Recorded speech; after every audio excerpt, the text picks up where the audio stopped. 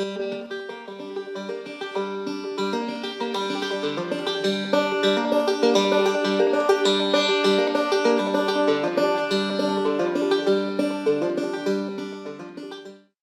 morning, Run It Once. 6:22 a.m. here. I've been up for about an hour and a half meditating. And what else would you do at this time of day? I just want to start sentimentally by saying how awesome it is that we're even here at all and talking about this stuff. Meditating is a catch-all word I came up with back in 2010 out of necessity from working with clients. We needed a word that referred to any type of intentional observation of your surroundings or yourself. For example, if you are driving and you notice the car sounds going by, you're meditating. If you're walking and you say to yourself, I am walking, you're meditating. If you have food in your mouth and you monitor your chewing, you're meditating. If you think about the hand you just bubbled on, and then you think, I'm thinking about the hand I just bubbled on, then you're meditating. Last and most is if you straighten your spine or you put attention on your breathing, then you're definitely meditating. There's one main reason why we need this word and one bonus reason. The main reason is convenience. It's quite handy to have all meditation type concepts and actions stuffed into one word.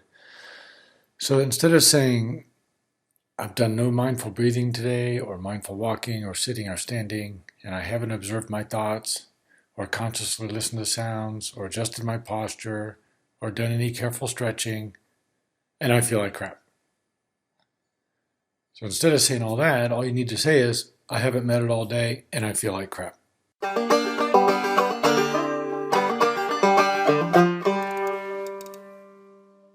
And the second reason for warming up to this word is that by bringing the word meditating to mind, you become more likely to do it. Jon Kabat-Zinn is a well-known meditation and mindfulness teacher, and he was so desperate for a verb in this context that he made one up. He teaches that you can be awarenessing, as he calls it, anywhere, such as walking down a hallway or whatever.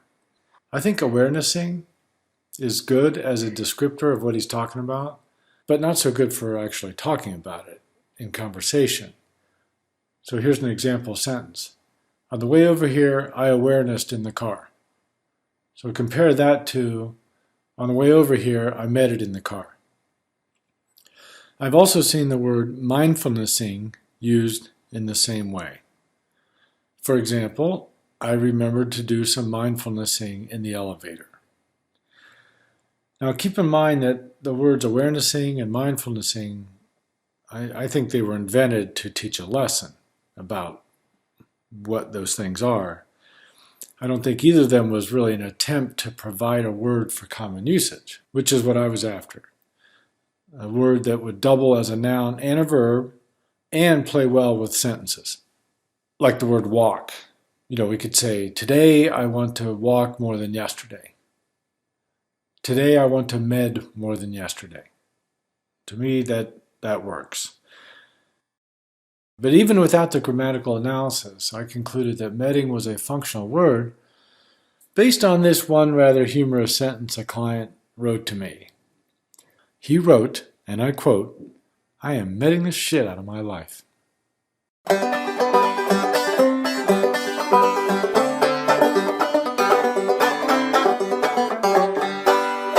Why? Why med? Why do it? What's it for? What's the purpose? What's the objective? I think this question can be answered best on two levels. At the details level, there's just so many answers. There's as many answers as there are people you ask. Meditation increases mental stamina and focus. Yoga increases strength and agility. Mindfulness puts the brakes on our racing mind. We can learn how to control our anger, learn how to be more patient, learn how to be more self-forgiving. I can make up sentences like that all day long about the particulars, but at the general level, The way I see it, there's really only one reason to med, just one objective, and that is to reduce unhappiness. An analogy I really like that seems to be flexible enough to stay accurate no matter what I do with it is the idea of comparing losing mental weight to losing physical weight. And here by mental weight we mean all the unhappiness stuff, dissatisfaction, boredom, anger, resentment, all that. If we think of that as mental weight that gets added on to our mind, that then makes us feel too heavy, I guess one way of putting it. See, there's nothing you can do wrong with this analogy. Then medding and meditation and anything related to that is a mental weight loss program. I think that's a great way of thinking of it. This relates back to the question of why. Why do it? Well, to lose mental weight.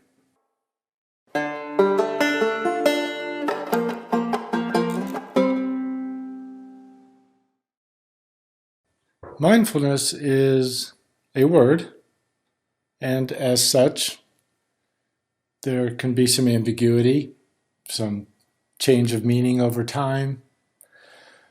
When I first started getting into this stuff, I was really fascinated by the words and the word choices. And then I learned that they're all translations, and they have to be, because English didn't even exist at the time these concepts were first developed and scientifically explored, really, and improved upon. So any of these concepts we try to learn from, the ancient masters and their teachings, it's always going to involve translations of keywords. So we have this word mindfulness, which I think is a great word for us. It works great in the English language. People know what it means without really getting the, spiritual details or whatever. It just means being mindful, being aware, being awake, paying attention. That's just what anyone would assume it means. And that is what it means. Another way to look at it is the opposite of mindlessness. Now, there is an extra component to the definition of mindfulness as it's taught in the Buddhist / spiritual / improve oneself arena. And that is the non-judgmental aspect. So I'm just going to read Merriam-Webster's definition of mindfulness. Mindfulness is the practice of maintaining a non-judgmental state of heightened or complete awareness of one's thoughts, emotions, or experiences on a moment-to-moment basis. That's a good definition. By good, I mean based on my understanding over my years of exposure. I approve of this definition. I think it's very accurate and useful. Again, the key component here that is sort of the surprise feature is this whole non-judgmental state. What does that mean? So I can be mindful of the barking dog outside, but if I'm judging my neighbor for leaving his dog alone all day, is that mindfulness? So where does the non-judgmental part come in? I'm not even going to answer that, and it doesn't even matter if there is an answer. At this point, I'm just introducing you to these concepts, and if you're already familiar with it and already doing it, here's a definition of mindfulness that I think is really solid. One part of the definition that I think is important, and the writers chose to put it first in a list, is complete awareness of one's thoughts, that's part of the scope of awareness. The Buddhists say that there are 6 senses. We say there are 5. The Buddhists say there are 6, and that's their perception, and the reason they say that is because they count the mind itself as a sense. And that fits quite nicely with the idea of mindfulness being the intentional observation of whatever sort of sensory input or activity there is.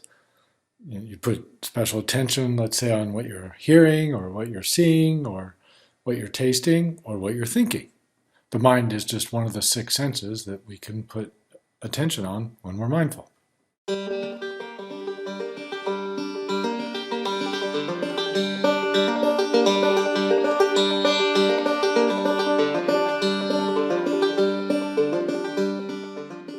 Good morning again. 6:05 this time. I'm going to end with a song that I really like to play. It's I call it Song in C, and it's 150 seconds. If you've never meditated before, or if you have, I'm going to suggest that you consider lying on your back on the floor right now until the song's over. It's not what I would call a calming song, maybe just the opposite. It kind of sounds like my brain feels sometimes. Have you ever wondered why they always want you to meditate to soft, mellow music and ocean waves and all that? I drop down on the floor sometimes with the headphones on. It's done. I'll listen to stuff like Black Dog by Led Zeppelin. It's like disruptor music. And it's all good once I'm on the floor. I think we can give ourselves full medding credit just for having the gumption to spontaneously stop everything. Ready?